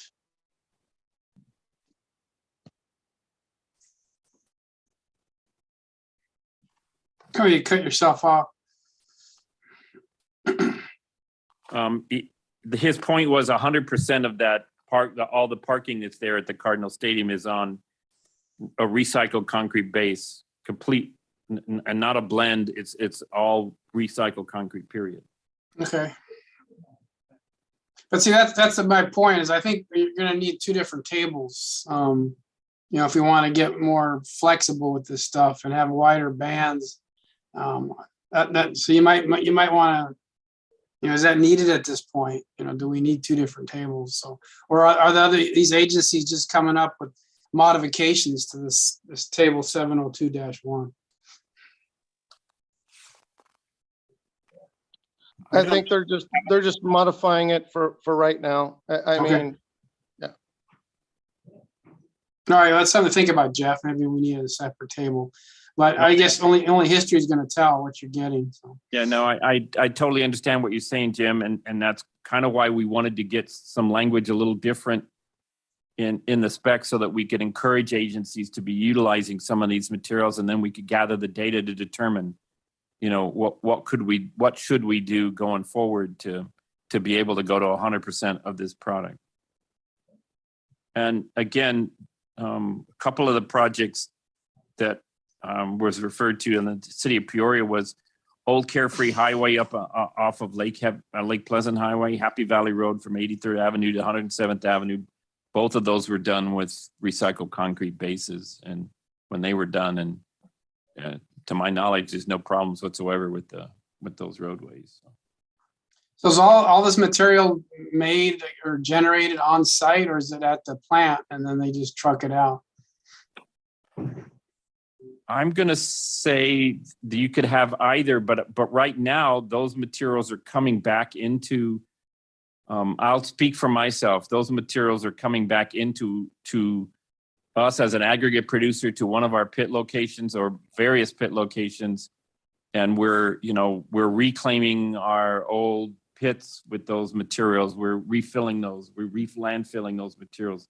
And it just breaks my heart to watch us do that. So these would be such good materials to be utilized in construction going forward and so on. So most of your producers that have these materials available, they're taking that, they're screening those things to make sure they're clean. They're putting them through their crushing operation along with some of their virgin materials, crushing them together into common stockpiles and so on, and then testing them from there to make sure they meet the requirements and selling that blended product out then as a base material. But we have done. Generally, Jim, that's what happens. Most of the plants are doing it. The contract isn't producing enough waste project unless you get something. I think the Broadway Curve is going to recycle their demoed concrete on the Broadway Curve. But I mean, that's a $800 million project, right? But most of the local stuff that we'll use, we'll get from a plant to make sure it's meeting the specifications. We won't take the chance of crushing it on site. Yeah, because you got all the material or all the equipment better. Yes, that's good.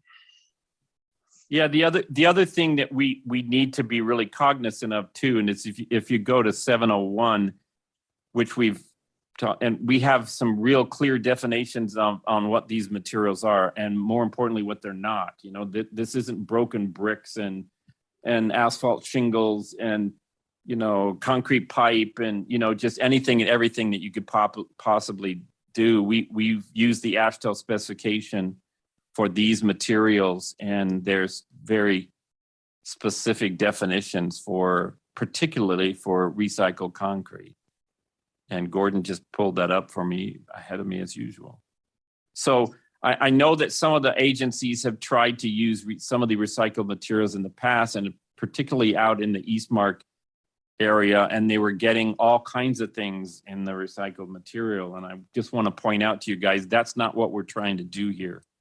We're trying to, be very specific. That's why it's almost essential that those materials are, brought into a facility where they can be processed, and to make sure that they're separated properly and they're crushed, blended, and so on properly in order to meet the requirements going forward. At least today, we might get to that point in the future where that won't be as necessary. But as we try to walk our way into this, we want to make sure that we know what materials we're using so that we're certain of the performance that we're specifying and that we're getting that performance. And you got engineers at the plants that do produce design mixes, stamp design mixes with the stuff.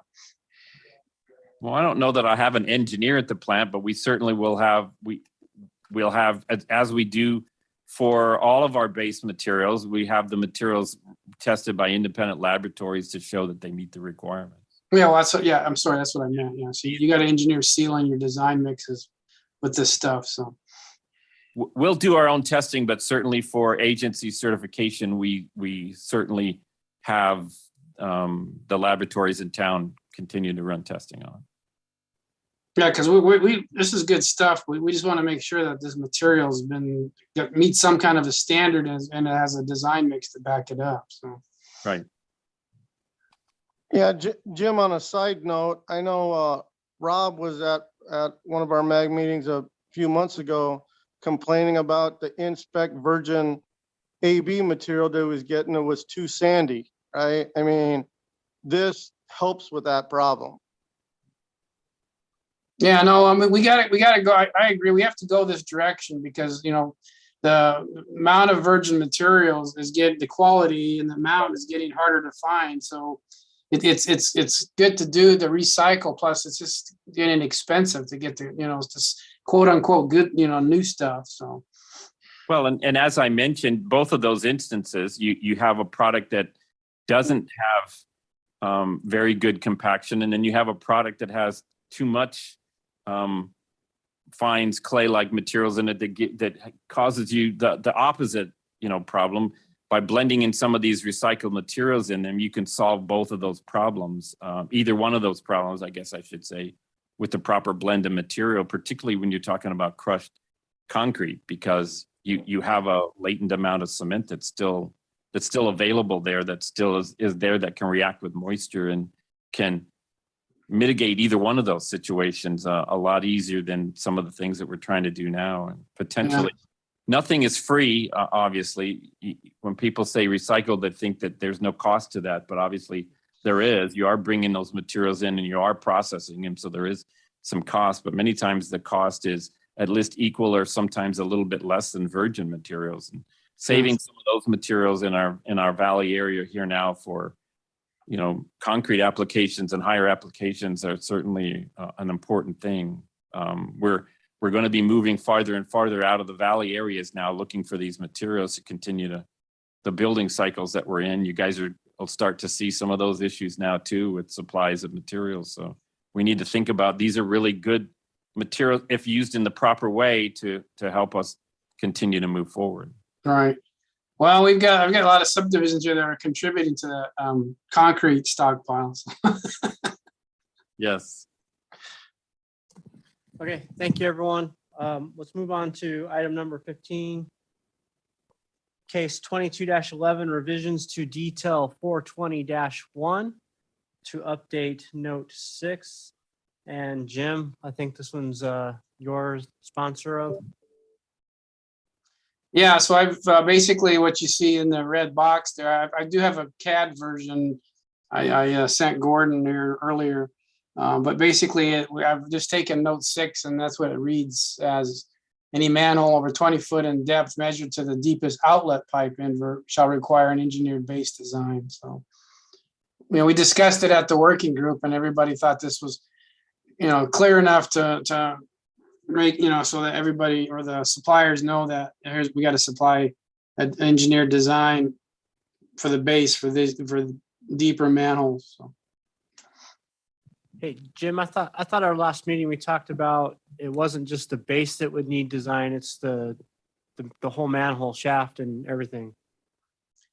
Well, we had a couple reps from the different, I think it was from Olson, and they say their manholes are good for 30, 40 feet in depth. So I don't know if that's an issue. It didn't seem like everybody was really concerned about the wall thickness of the precast sections. That's fine. I thought that was the discussion at our last meeting, but if it's already been structurally designed for greater depths, then that's great. I mean, like in Avondale, we required submittals for the manholes, and so they're certified for their designs for a given dimension or a given depth. It's just that sometimes the base is there's no attention to the base for these deeper ones. So. And one other question, in your note, you refer to the deepest outlet pipe invert, and while nearly always your outlet should be deeper than your inlets, is there any reason why we need to specify the outlet pipe? So it was brought up at the working group and everybody kind of thought it was a good idea to add that in there. So. That will be the greatest depth is why that was mentioned, right, Jim? Yeah. I guess you could get rid of deepest, because you typically only gonna have one outlet, coming into a manhole. So that might be. I'm not particularly concerned, but deepest invert seems to cover it also. I don't know that you need to specify outlet if it's the deepest invert of the manhole. Yeah, I see your point. So.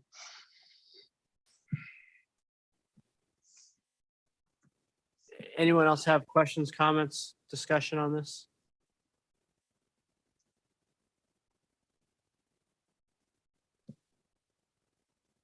Okay, and Jim, I was just questions. I don't have a strong preference on the note wording. I was just asking about that.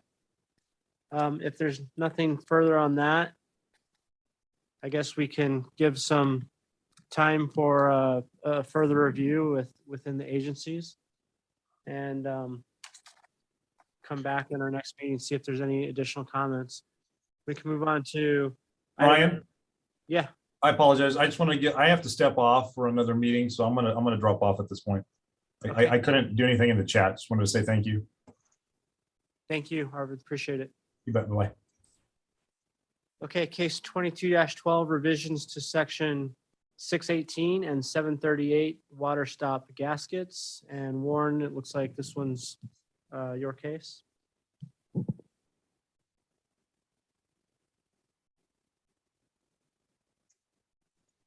Sorry about that. Thanks, Ryan. I won't take up too much time since we're running a little late. I'll just introduce this. I had mentioned it was brought to my attention from one of our inspectors that when we made the updates to section 618 a few years back, the statement requiring a gasket when connecting HDPE pipe to concrete manhole structures was lost, although the material requirements are still spoken of. It's just that statement saying you must use a gasket for when connecting it was lost. So if you look at the very last page of this case package, you can see the language that we had in there. Very last page. There's a scan of the old manual. So that statement there in the middle in pink, water stops will be required when connecting HDPE pipe to concrete structures, manholes, etc. That was what was lost. So back up to the top, I've received some good input from ADS and Forterra on how to maybe put it back into a more appropriate location and make it general enough to cover not just HDPE, but other, let's call them flexible pipes, polypropylene, HDPE, whatever. So that's what I'm proposing, adding it there. And then along with that, stealing from the polypropylene spec and that we had a good statement and adding that to the HDPE about watertight. Go down one more. There you go. Adding that statement there. It's already same language from the polypropylene spec, but adding it here about the requirement. So, Yeah, I like that one there on 738. It gets a little more detailed than your previous one. Because sometimes, you know, the structures are already precast and they're already got a cored hole. So, you know, you're either using a link seal or you're going to grout it. So even if you're going to use a non-shrink grout, you still should have a water stop. So, yep. Thanks, Jim. I think they should all be similar to this one on the screen here. Okay. That verbiage.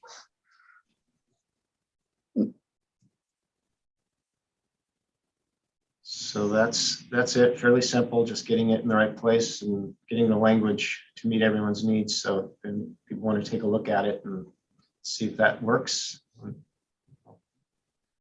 keep talking. Thank you, Warren. Thanks, Ryan. Okay, agenda item number 17, new and potential cases for 2022.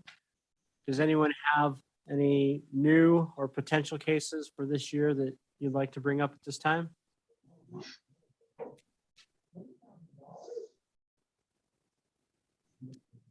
Okay, hearing none, we'll move on to agenda item 18, our working group reports, starting with the water and sewer working group. All right. Thanks, Mr. Chairman. Gordon, I didn't get any meeting minutes. Is that correct, or did I miss it? No, I didn't have a chance to. I was able to watch the video afterwards, but as you know, I wasn't able to attend that meeting. So Right. I didn't have a chance to write any notes for it. All right, well, good. It'll be quick then. So yeah, we met on, Happened. pardon? There's no notes. It didn't happen. Right. No, we met, so we met on April 19th. Basically talked about the cases that we've already discussed, so I'm not going to go through that. A couple things we touched on, some of the things we're trying to get some standards on are the video testing for sewer. for the depth gauge and for mandrels. So we've had some discussions about that. It's interesting. There's not a lot out there. At least we haven't found it yet in the industry. So a lot of this stuff is just some industry standard. And so we really need to try to get some kind of a standardization in MAG for this, for testing for deflection using mandrels and then, for testing deflection or bellies and pipe. And one thing we had is new, which I'll cover here, is we had, we're having a discussion from the concrete pipe people about, maybe changing the cross-section details or making them a little more specific for rigid and flexible pipe. So we're looking at maybe a modification or additional detail to detail 200-1 or -2, I mean. Then we had a representative, Wyatt Robinson from American Ductile Pipe. He's suggested various updates that we need to do in the material section, specifically section 750, 752, and 759. It's just old stuff, they stole cast iron pipe in there. There's AC pipe or asbestos cement pipe that, we don't use anymore. So, so he made some pretty good suggestions there. So we're going to discuss that some more about and maybe implement some of this stuff, to get up to speed. So we're up to speed with the latest ASTM standards. So that's good. That's part of what we always want to do is keep up with the state and local and federal requirements. And then, of course, a short discussion on water stops. And that was about it. It was a long meeting, but it was good. So our next meeting will be on May 17th, 1:30. And this one, I believe, Gordon, we're going to try to do down there. So it'll be a joint meeting. So anybody wants to come down to make the drive into town for MAG, I guess I'll have to do that. But there's some interest in doing that. And we haven't decided if we're going to do all meetings like that. But we're going to at least do a few meetings of the year, I think, down there. So we'll just kind of play it by ear. But the next meeting on the 17th will be down at the MAG offices as well as virtual. So and that was it. Thank you. Thanks, Jim. Looks like for our asphalt materials and concrete working group, the April meeting was canceled. Do we have a report on the next meeting date, time, location? That's a very good question. Yeah, we had technical problems too. We intended to have a meeting, but after about 20 minutes, we couldn't get it up and started. I cut everybody loose and said, go back to your regular jobs, guys. It's not going to work. So our next meeting this month should be on the 26th. No. Should be on the 19th, sorry.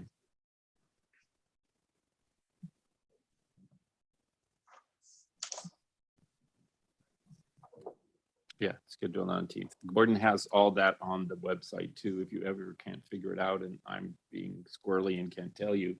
He's already got all that on the website, so. And is that virtual only?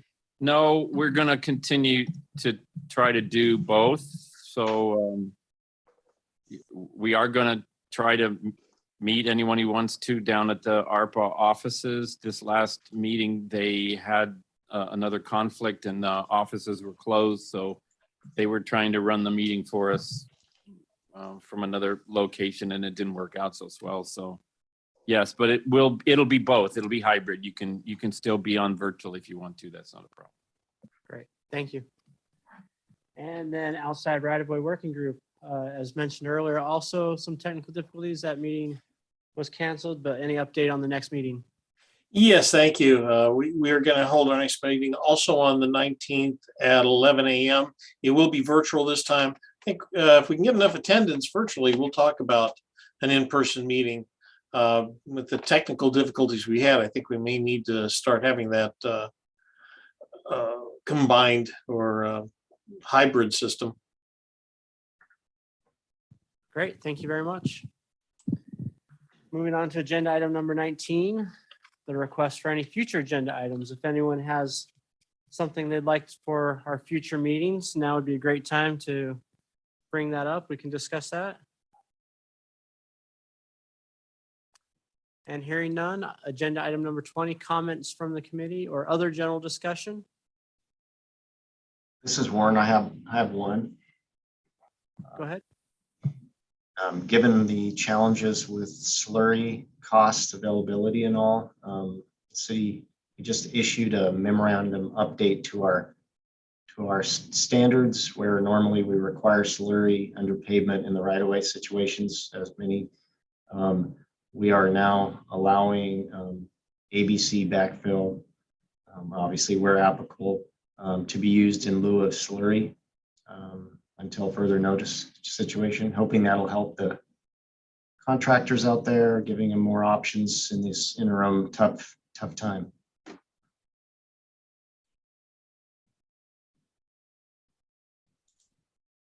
That's it.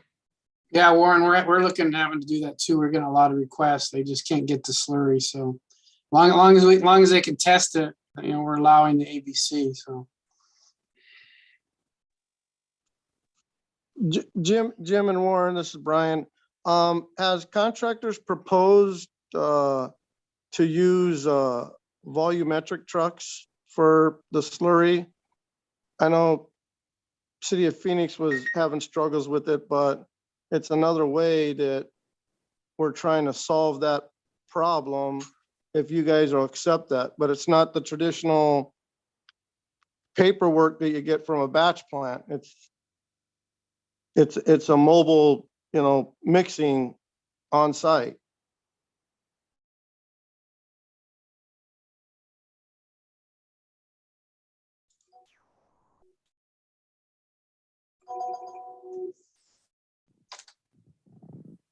Jim, did you hear that question? no, I'm sorry. I got it. A phone call and somebody came in. I'm sorry. Could you repeat it? Brian asked about on-site mobile mixing. If you guys have had any requests for that or considered that. Not yet. We haven't had a large enough project to do that, but we'll probably consider it for larger projects. So. Well, I think what Brian's getting at is, the problem, one of the problems, the main problem is, delivery, getting the material delivered in mixers kind of scenario. So you have had some of the volumetric trucks come into town with contractors are getting some of those equipment themselves to utilize them in their own work and so on. And they're just a little bit different technology, obviously, because you're not a batch plant, but they mix in place, that kind of thing. But we have requirements in 725 for that equipment. They are certified. They can be certified by the manufacturer that they're going to produce, the quality materials. There are some of those in town. And as Brian mentioned, the City of Phoenix has put together quite an extensive program for certifying those equipment. And currently they're only certifying them for slurry applications, not for concrete applications. But ADOT has used them many times in the past for repair work and so on. They work very well. The beauty of those is they can mix how much you want. If you need 2 yards, you need 3 yards, whatever, they mix it. It's fresh. It's mixed right away, and they can move on to the next place. And there's no real concern about time in the mix or anything else. So it's not like a minimum. No. Okay. There's a maximum. They can obviously only do 10 yards at a time. They got to go back somewhere and get raw material again and get reloaded and come back. But that's no different than a regular mixer truck. So. Oh. But they work. All right, that's good to know. Really well. Yeah, I'm interested too. I think we might have heard of something like that, but again, I think preference is still the slurry, but we're looking at options, and that should be an option as well. I agree. Well, they would absolutely be able to mix slurry for you the exact same way. ABC water, they can do that. You wouldn't know the difference between that and a regular mixer. So now, is the cost of that About the same as the traditional. Can't, Sorry. can't answer that for you, Warren. I'm sorry. I don't have that information. But the availability is there. They could provide you some additional availability, yes. All Brian was trying to figure out is as I say, there are contractors in town who are starting to bring that equipment in themselves, so they'll be able to do their own work, without having to rely on someone else's mixers to do that for them. So he was just asking if you had been approached yet by any contractor saying, hey, I've got a different method to provide you with slurry. It's still mixed in a volumetric mixer instead of a ready mix truck. But, if you guys had been approached for them like the city of Phoenix had. Okay, thank you. I think so, but I'll have to check on that. Hey, good to know. Maybe offline we can talk to you or Brian and find out if there's, you guys, certain contractors that are doing it now. So, well, there are a couple of suppliers in town who are owners of the equipment who are certainly delivering materials and so on too. But as I say, Brian knows better than I, but I do know that there are at least several contractors who have getting that equipment themselves and are going to utilize it, masters of their own destiny, right? They're going to be able to equipment, be able to deliver some of those materials. So that's good. Okay, great. Thank you. Ingenuity at work. So. Thank you for bringing up that item. It's good discussion. Yeah, good. Thank you, Warren. Okay, if there's no other comments or general discussion items, then I had one more real quick. Sorry, guys. I was just trying to get back to Peter. Peter had a comment regarding the splicing for the rebar. I did just while we were talking here, did a quick search in the mag specs, and there is a sentence in there. If Peter has a second, I don't know if you can pull it up. It's on. I don't know if, Gordon, if you can pull it up, it's 505.5.1. It talks about splicing. Splicing of bars shall be made only where shown on the plans or approved by the engineer. Where bars are spliced, they should be lapped at least 30 diameters unless otherwise shown on the plans. Sorry, 505.5.1.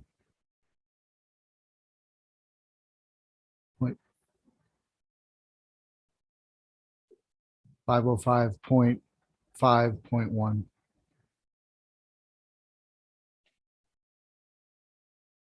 There you go. Splicing. So all we have to do is reference that subparagraph. Are you thinking you want that you would like that paragraph referenced on every single detail that has hoops in it? Because we're generally not on these ones. We're not talking structures as referenced in 505, are we? Well, because I thought 505 covered. I don't know. Let's see, up at the top of the spec, I thought, or top of 505. Yeah,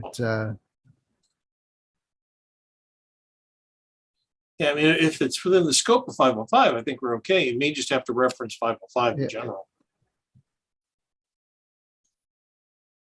Yeah, bridges, culverts, catch basins, manholes, retaining walls, abutments, piers, footings, foundations, similar structures.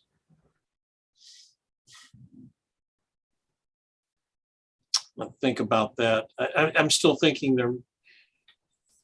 Is it well understood that 505 applies to these rings?